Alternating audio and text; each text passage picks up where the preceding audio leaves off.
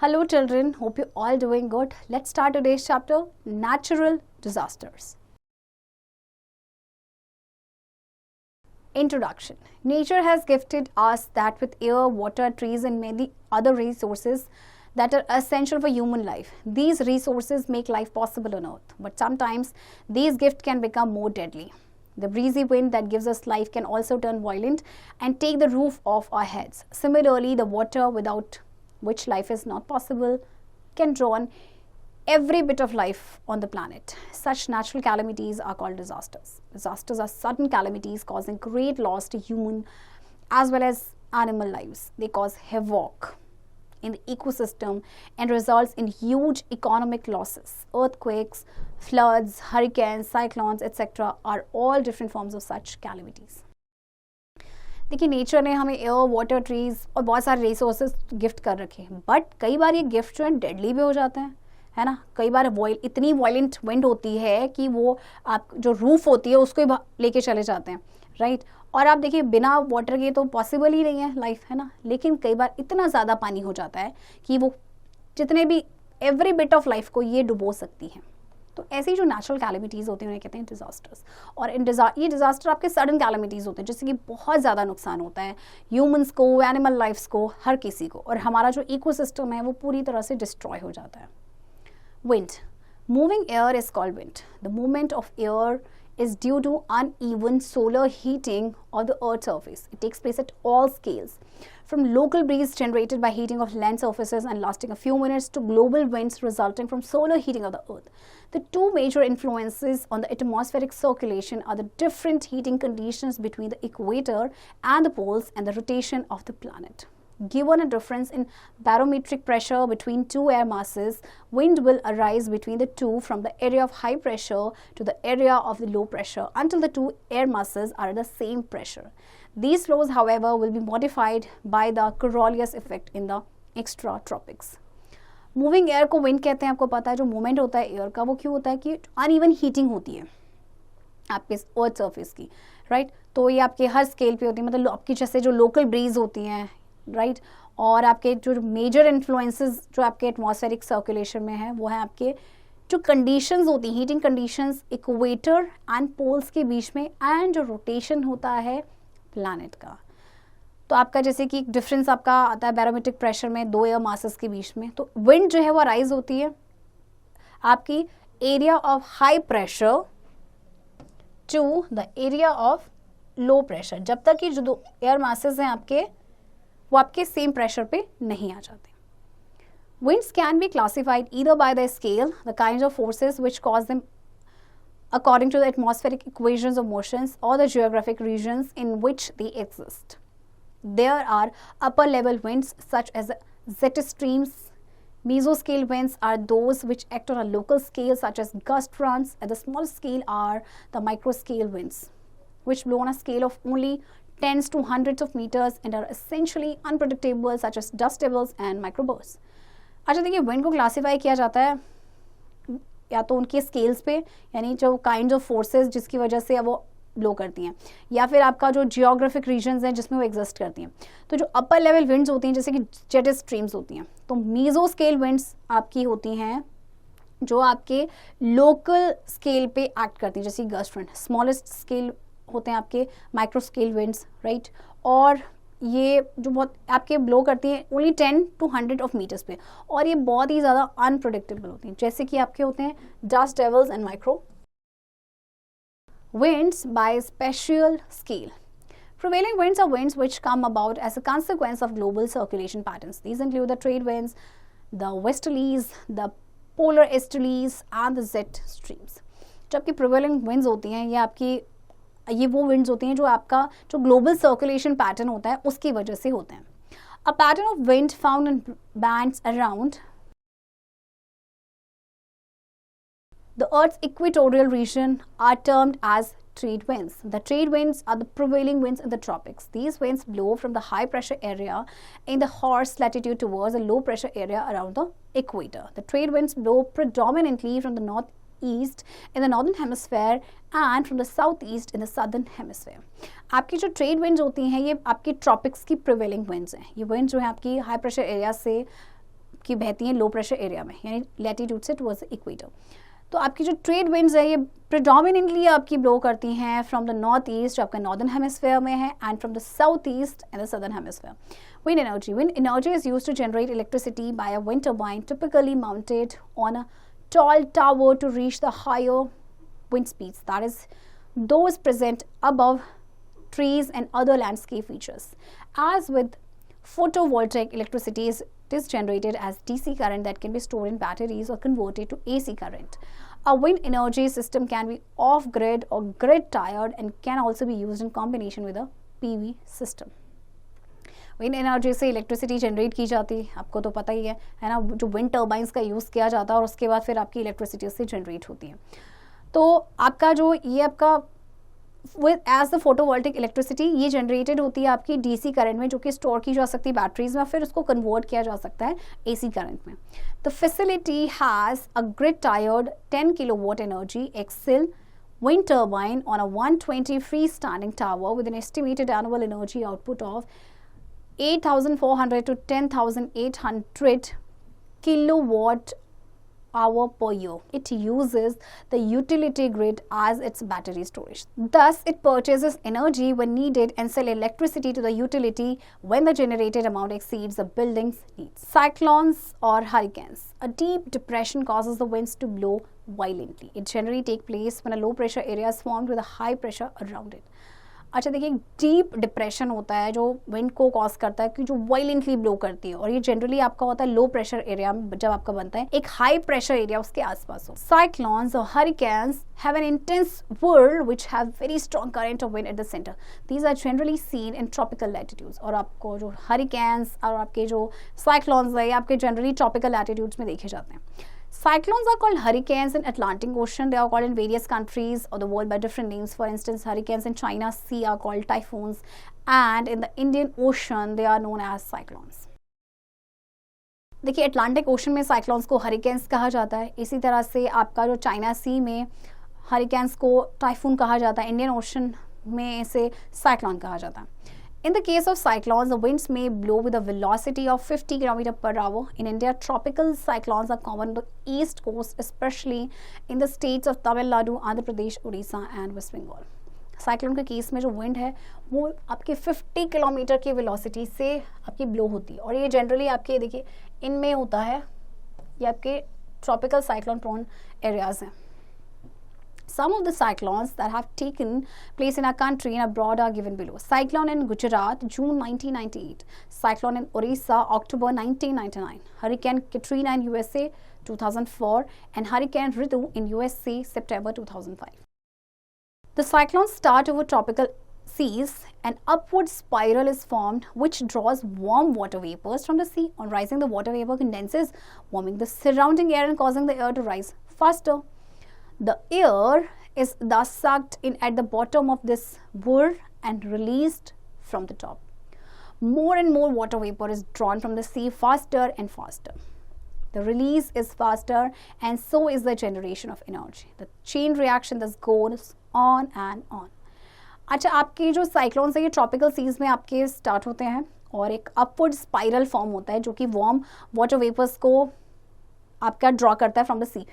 फिर जब ये वाटर वेपर आपके राइज हो जाते हैं तो कंडेंस हो जाते हैं, जिससे कि सराउंडिंग एयर आपकी वार्म हो जाती है, जिसकी वजह से जो एयर है वो राइज होती है फास्टर। अब जो एयर है वो सक्ड हो जाती है आपके इस वर्ल्ड के बॉटम में एंड फिर ये टॉप से रिलीज होती है। फिर ज़्यादा से ज़्यादा आपका वाटर वेपर जो है वो सी वाटर से और तेज़ी से ड्रॉ होता है, तो जो रिलीज होता है वो और फास्टर हो जाता है और इससे क्या होता है कि एनर्जी का जनरेशन भी फास्ट होता है और ये चेन रिएक्शन है आपका चलता ही रहता है। The world keeps forming and moving on and around.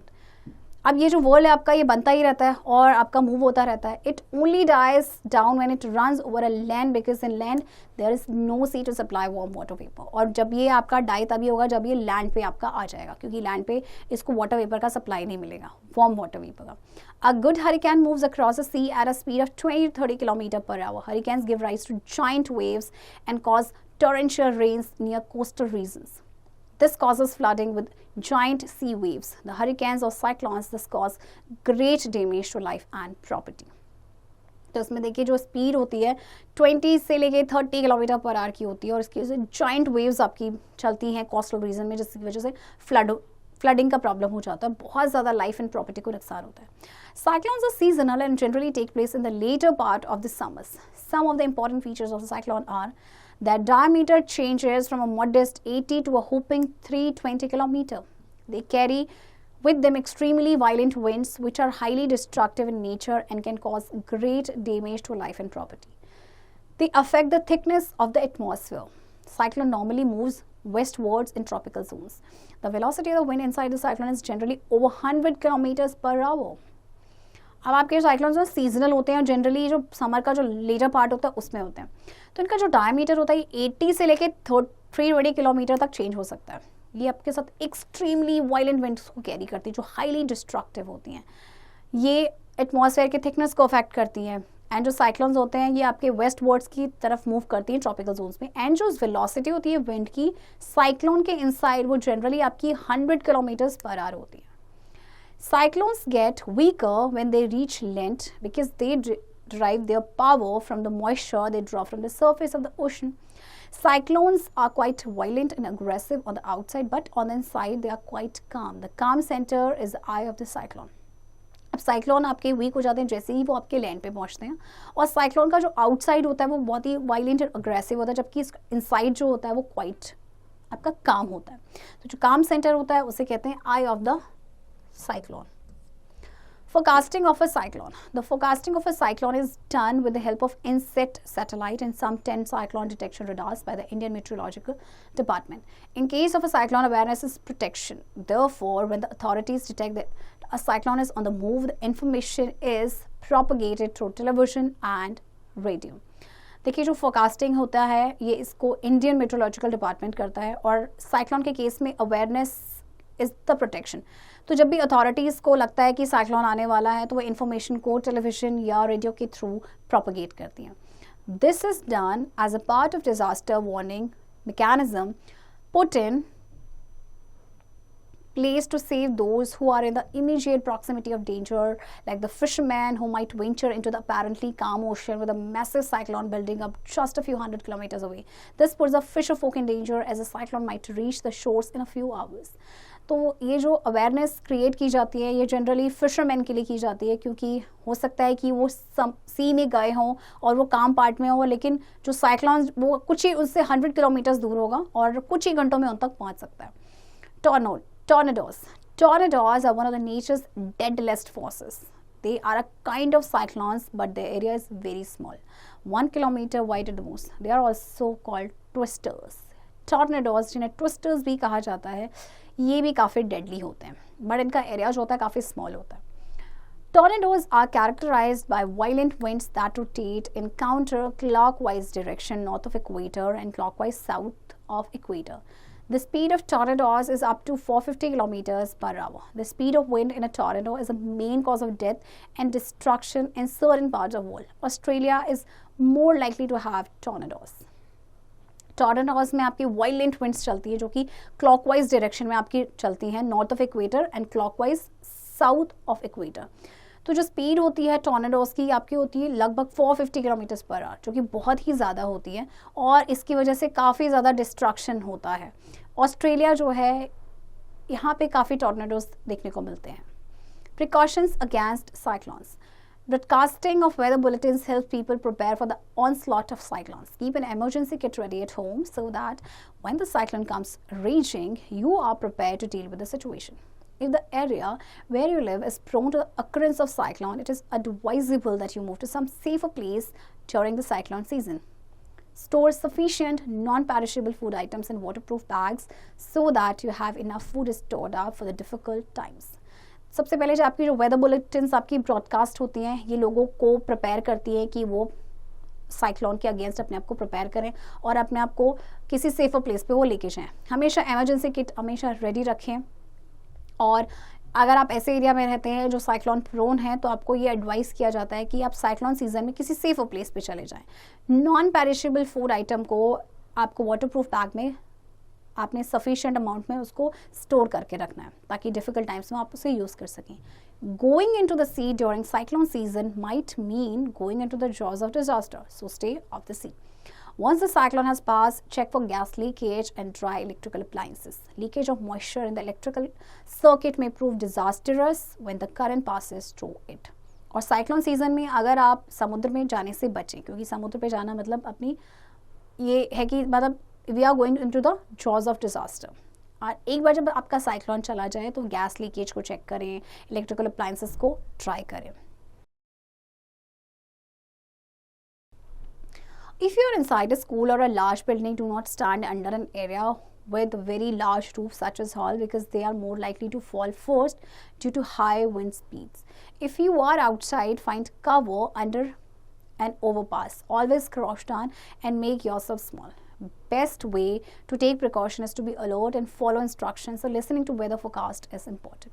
अगर आप किसी स्कूल या लार्ज बिल्डिंग के अंदर हैं तो आप ऐसे एरिया के अंदर ना खड़े हों जिसकी लार्ज रूफ हो, जैसे कि हॉल है, क्योंकि वो सबसे पहले आपके गिरते हैं हाई विंड स्पीड की वजह से.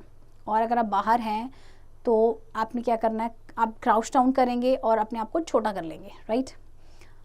एंड सबसे अच्छा तरीका है प्रिकॉशन का कि अलर्ट रहें और इंस्ट्रक्शंस को आप फॉलो कर लें. तो इसीलिए आपको वेदर फोरकास्टिंग जो होती रहती है उसे टाइम टू टाइम आपको सुनना चाहिए. That is very important. Activity 12.1 required items suction pad, a smooth topped spool. Procedure: take the suction pad and tie a string to it. Then press the pad to the top of the stool and try to leave the pad. Since the pressure outside is considerably higher, the suction pad is pushed down firmly. This experiment demonstrates that the pressure can hold the stool in the air. आपको देखिए इन दो चीज़ों की requirement होगी. आपने suction pad लेना है, एक स्ट्रिंग को टाई करना है उससे, फिर आपने पैड को प्रेस करना है स्टूल के टॉप पे और and try to leave the pad. फिर जो प्रेशर होगा आउटसाइड का वो आपका हायर होगा, तो जो सक्शन पैड है वो आपका पुश डाउन हो जाएगा फॉर्मली. ये एक्सपेरिमेंट आपका क्या डिमॉन्स्ट्रेट करेगा कि जो प्रेशर जो है वो स्टूल को हवा में होल्ड करके रख सकता है. Floods. Water is found almost everywhere. We live in the midst of huge oceans and seas. Rivers run all around us, and when any of these water bodies swells up a little too much, it causes flood. The most common kind of flood, therefore, is caused when a river overflows its banks and goes dashing over the surrounding land, submerging it. Water हर जगह पाया जाता है ना, oceans में, seize में, reverse हर जगह है. लेकिन जब इन वाटर बॉडीज़ में बहुत ज़्यादा पानी हो जाता है, आ जाता है, तो उसकी वजह से आती है बाढ़, right. Heavy rainfall often causes flood, but it may also be caused by blocking of river channels by landslides, tides and storms in the seas, cyclones over large water bodies, change in a river's course, etc. Deforestation may also cause floods. Therefore, the causes of flood may be summed up as follows. देखिए वैसे तो flood बहुत ज़्यादा बारिश होने की वजह से हो जाता है, बट इसके अलावा जैसे कि कई बार ब्लॉकिंग हो जाती है रिवर चैनल्स की, लैंडस्लाइड की वजह से, टाइड्स की वजह से, साइक्लॉन्स की वजह से, डिफॉरेस्टेशन की वजह से भी आपके फ्लड्स आते हैं. सो देखिए क्या क्या आपके कॉजेज ऑफ फ्लड के. When water bodies like a river swell up and overflow its banks, heavy rainfall, blocking of river channels by landslides, tide and storms in the sea, cyclones over large water bodies, change in a river's course, deforestation, a badly designed dam or canal. So देखिए ये सारे reasons हैं जिनकी वजह से आपकी बाढ़ आती है. Flood forecasting.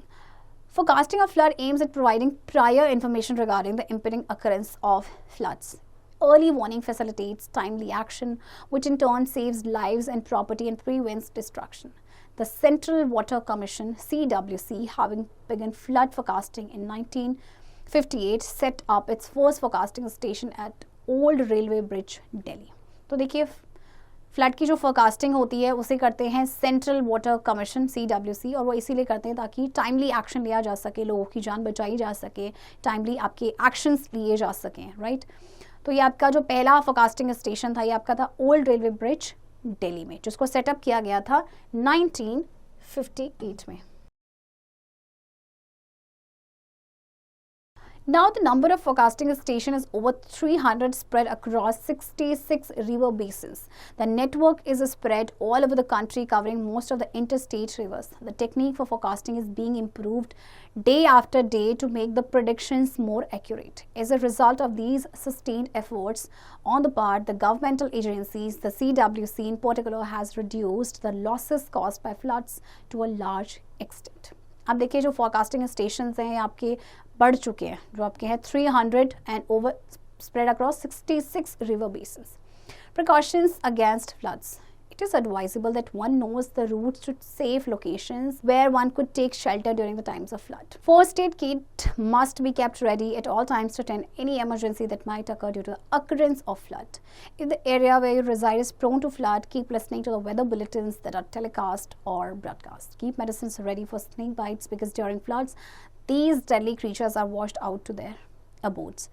Keep strong ropes ready to help you stay when the flood current is determined to take you away with it. देखिए जब कभी भी फ्लड के टाइम पे आपको हमेशा फर्स्ट एड किट जो है हमेशा रेडी रखना है इमरजेंसी यूज़ के लिए. अगर आप साइक्लोन आपके फ्लड प्रोन एरिया में रहते हैं तो वेदर बुलेटिन्स को सुनते रहें जो आपके ब्रॉडकास्ट या टेलीकास्ट हो रहे हैं. मेडिसिन्स रेडी रखें फॉर स्नेक बाइट्स, क्योंकि फ्लड के टाइम पे क्या होते हैं, स्नेक्स आपके जो अपने निकल आते हैं अपने घरों से, मतलब पानी के साथ वो आ जाते हैं.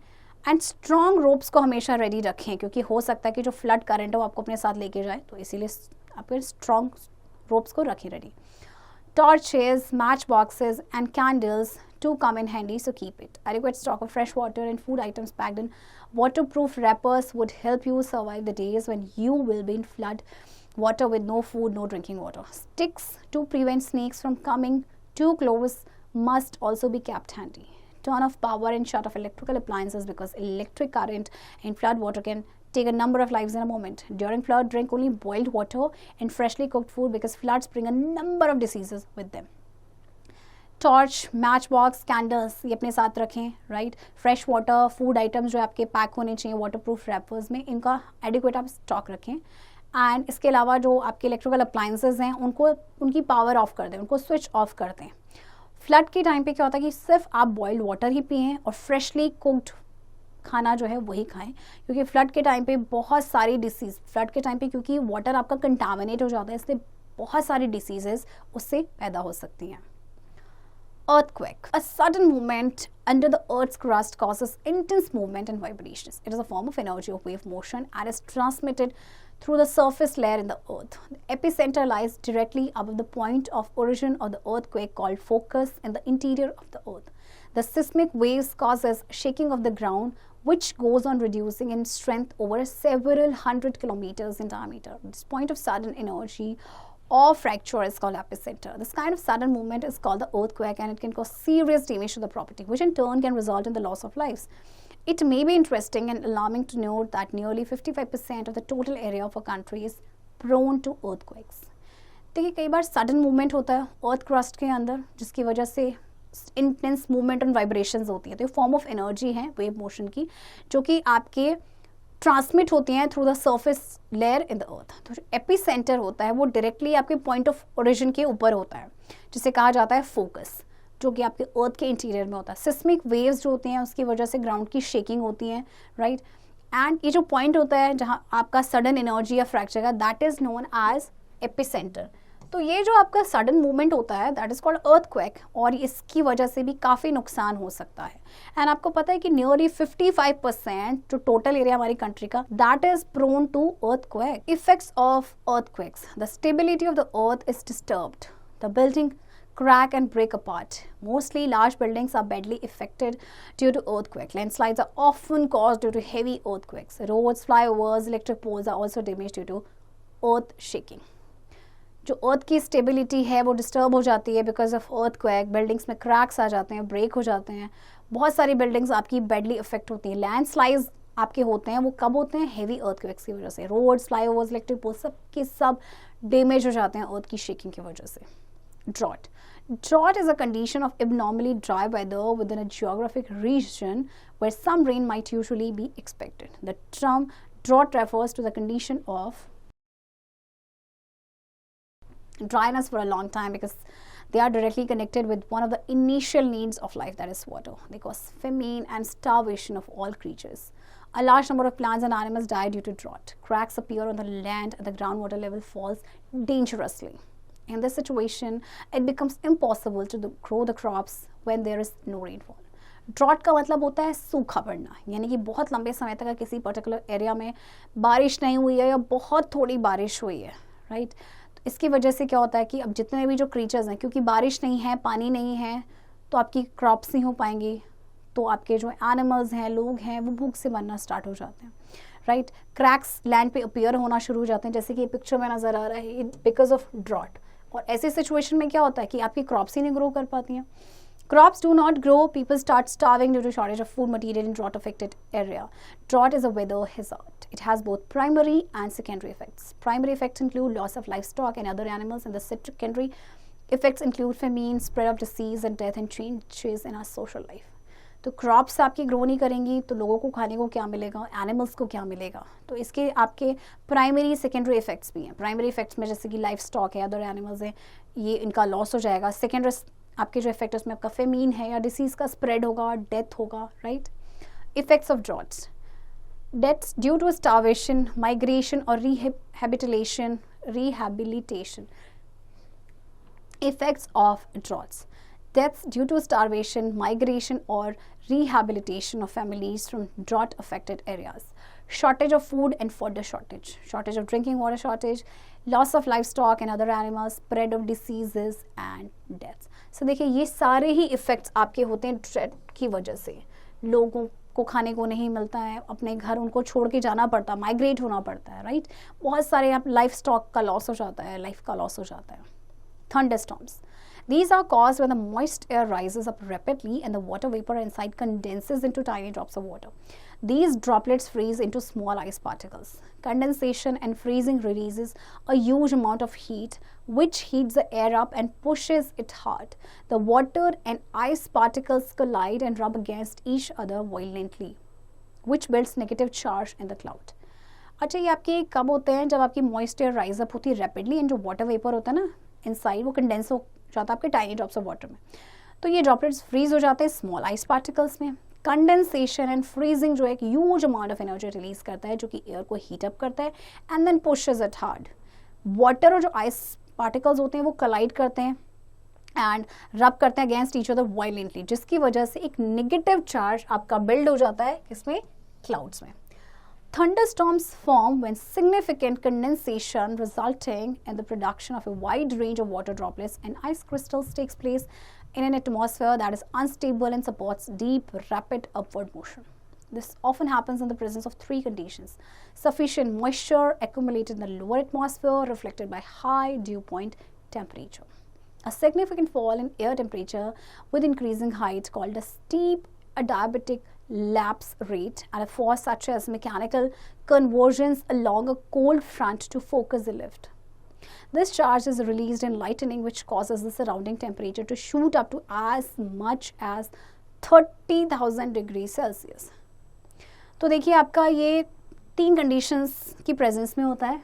आपका है एक तो सफिशिएंट मॉइस्चर जो आपका एक्यूमुलेट हो जाता है लोअर एटमॉस्फेयर में, reflected by high due point temperatures, and एक सिग्निफिकेंट फॉल होता है एयर टेम्परेचर में विद इंक्रीजिंग हाइट, जिसे कहते हैं स्टीप अडायबेटिक लैप्स रेट, और एक फोर्स जैसे कि आपका जो मैकेनिकल कन्वर्स हैं along a cold front to focus the lift. अब इस टाइम पे क्या होता है कि जो टेम्परेचर है वो शूट अप हो जाता है आपका, देखिए लगभग 30,000 degree Celsius, which is very very high. This makes the air expand faster than the speed of sound, which makes it produce crash or a thunder. The thunderstorms bring in heavy rain and high-speed winds, which can damage weak buildings and cause heavy losses to life and property. तो इसकी वजह से temperature high हो जाता है तो air expand करती है faster than the speed of sound, जो कि एक क्रैश या थंडर को प्रोड्यूस करती है.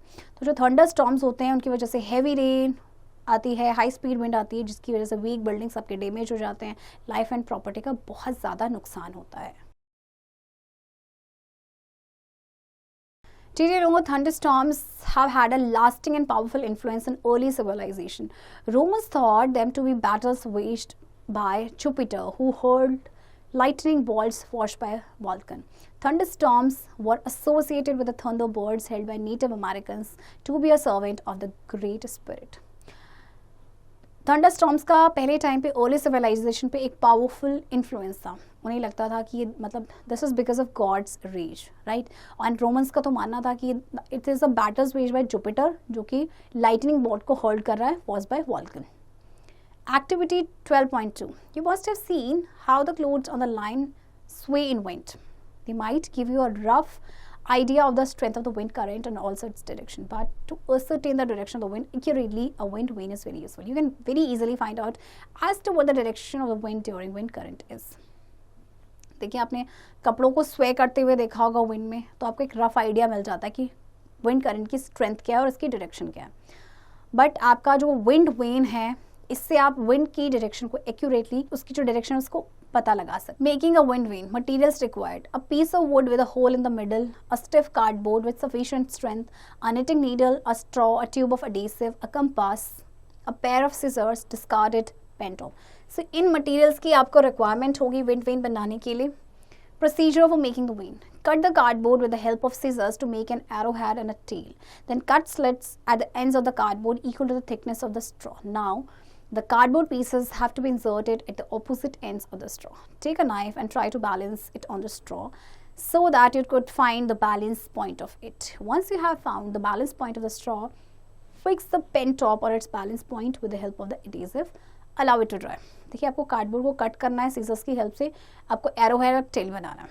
फिर आपने स्लिट्स को कट करना है कार्डबोर्ड के एंड पे, जो कि आपके स्ट्रॉ के थिकनेस की इक्वल होगा. फिर जो आपके कार्डबोर्ड पीस होंगे उनको आपने ऑपोजिट एंड्स में इंसर्ट करना है स्ट्रॉ के. फिर एक नाइफ लेना है, उसको बैलेंस करना है स्ट्रॉ पे. देन आप देखेंगे जो बैलेंस पॉइंट है स्ट्रॉ का, आपको जैसे ही पता चल गया बैलेंस पॉइंट क्या है स्ट्रॉ का, फिर इसमें पेन टॉप को आपने फिक्स करना है उसके बैलेंस पॉइंट पे एडेसिव की हेल्प से, एंड देन आप उसे ड्राई करेंगे. Now insert the knitting needle from below into the hole of the rectangular wooden base. Put the pen top on the wire. Now mark north, south, east, west and west on the base. Now your wind vane is ready. इसके बाद जब आपने pen top को रखा wire पे, फिर आप mark करेंगे चारों डायरेक्शंस के, and now your wind vane is ready, जो आपका इस तरह से बनेगा. So take it out and set it with the help of the compass, ensuring that north of your wind vane tallies with the north on the compass. Therefore, when the wind blows the vane, it indicates the direction of the wind. Volcano. A volcano is vent in the earth through which hot gases and molten rock arise to the surface. Volcanic eruption leads to the formation of mountains over a period of time. Volcanoes are of two types, active and dormant volcano. Volcano आपका अर्थ के surface पे जो opening होता है उसके through hot gases and मॉल्टन rocks होते हैं, वो आपके बाहर आते हैं. ओके, और वॉल्केनोज आपके दो तरह के होते हैं, एक है आपका active and dominant. A volcano that is erupting is called an active volcano. Volcanoes that have not erupted for a long period are called dormant volcanoes. तो वो volcano जो आपके erupt होते रहते हैं वो active हैं, और जो काफ़ी लंबे समय से आपके erupt नहीं हुए वो आपके dormant volcanoes हैं. Tsunami. Tsunami is a Japanese word meaning tidal wave. A tidal wave is a large sea wave caused by undersea earthquake or volcanic explosion. When floor of ocean is distorted, a set of waves is formed. Tsunamis move entirely across an ocean to shore.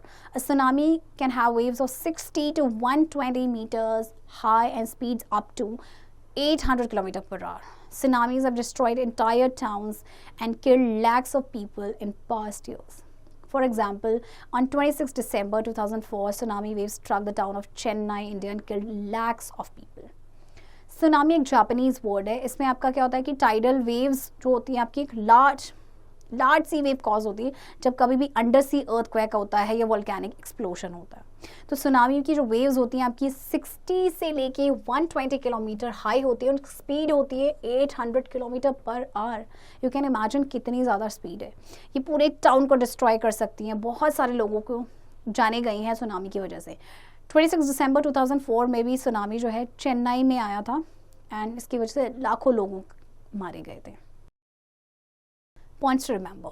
Nature gives us air, water, trees and fruits, but its wrath is deadly. The breezy wind can turn into a storm and then hurricanes and movements. All such natural calamities are called natural disasters.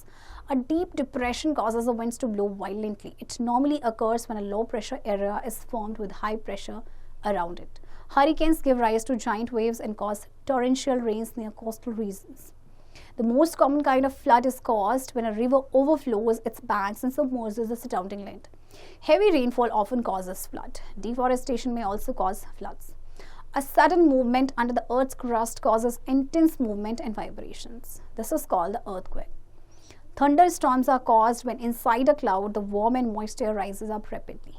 Thunderstorms bring in heavy rain and high-speed winds which can damage weak buildings and cause heavy losses to life and property. Children, I hope आपको ये chapter समझ आया होगा and इस chapter की practice अब आप खुद से करेंगे.